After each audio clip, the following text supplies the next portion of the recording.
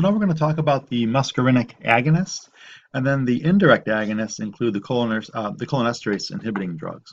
So for the first part, we'll just focus on the muscarinic agonists. And so muscarinic agonists basically are drugs that resemble acetylcholine, excuse me, and they have effector functions at this level. And so the drug binds to these muscles or these cells that express the muscarinic receptor, and they basically act like acetylcholine. And so all of these responses will occur with a non-specific muscarinic agonist. And so you can see changes in vision at the eye level. There are some blood vessel changes that will occur.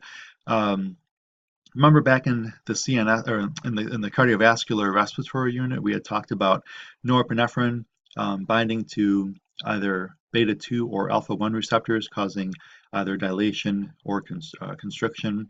That still holds true. At a kind of a smaller microvascular level, you can see some of this occurring, but the primary vascular response is really governed by norepinephrine and epinephrine through beta and alpha receptors. This is relatively nominal, but it does occur. From the lung, we see dramatic bronchoconstriction.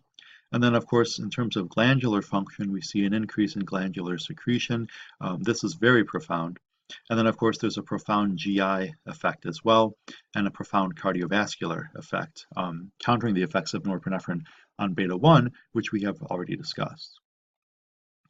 So of the direct-acting agonists, you can subcategorize them based on the chemistry. I don't really think it's important to know these two because there's only one alkaloid direct-acting agonist, and that's pilocarpine, and we'd just much rather you know what pilocarpine is. The cholineesters, acetylcholine can be artificially made, but its half-life is actually quite short, and I'll show what that looks like in a minute. Bethanechol and so forth, and muscarine are, of course, the kind of the older drugs.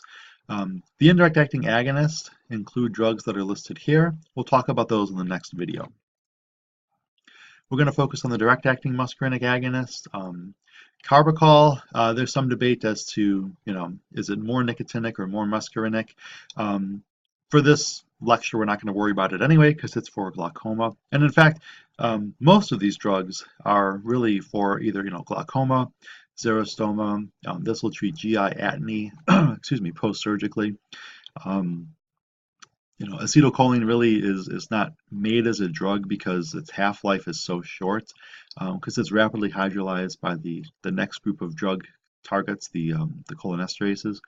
And so there's very few drugs that act like really potent direct-acting muscarinic agonists outside of the first one, which was muscarine. And of course, the disease indication, of course, there are none. These are patients that take shrooms, and this is what happens to them.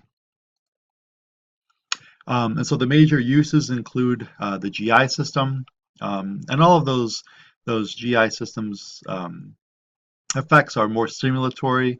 You can see, using these drugs for postoperative abdominal distension. And when you've got a reduction in motility, you can speed it up. You can use other drug classes too, listed here, to speed up motility.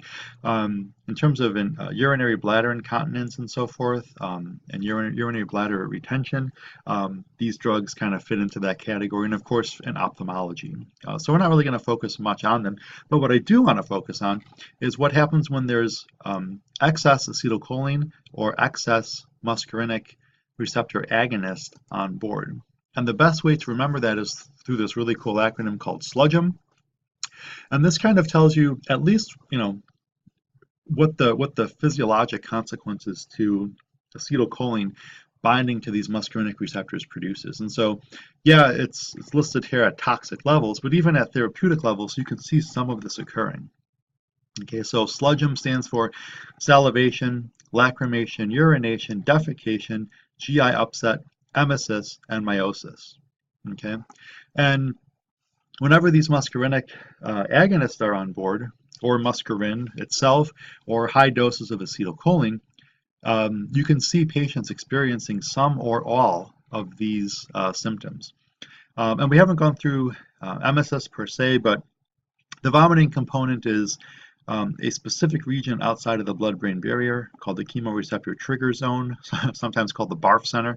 And this has a high amount of muscarinic receptor expression. And so when acetylcholine, of course, hits them, it produces emesis. Meiosis, you can see changes in the eye to produce accommodation. And of course, defecation, urination, lacrimation, and salivation we've already kind of talked about.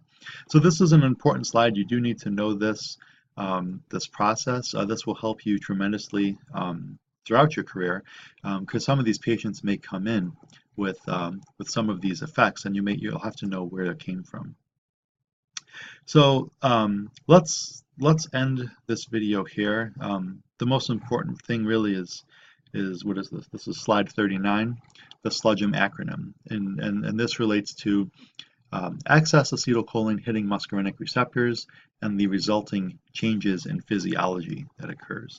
Okay, so we'll stop here and we'll go into the indirect acting drugs in the next video.